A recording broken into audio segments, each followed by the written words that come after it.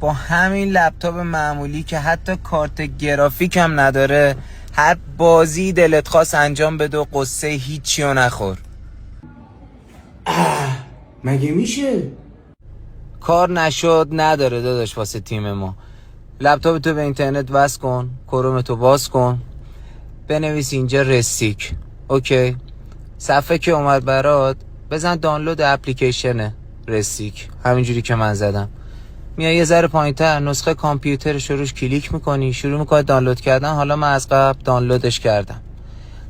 وارد اپلیکیشن میشی. بعد از اینکه نصبش کردی یه همچین صفحه برات میاد. از داشبورد اونجا یه اکانت میسازی، خیلی ساده، یه شماره تلفن میدی، یه اسم و فامیل. بعد وارد این صفحه میشی، هر بازی که خواستی میتونی انتخاب کنی و ایزی بازی کنی. تموم. نمیخوام تو بدونی چیزایی که تو پیجم گذاشتم چون ازش پول در میارن. فالوم کن، از ماتریکسشون خارج میشیم. خداحافظ.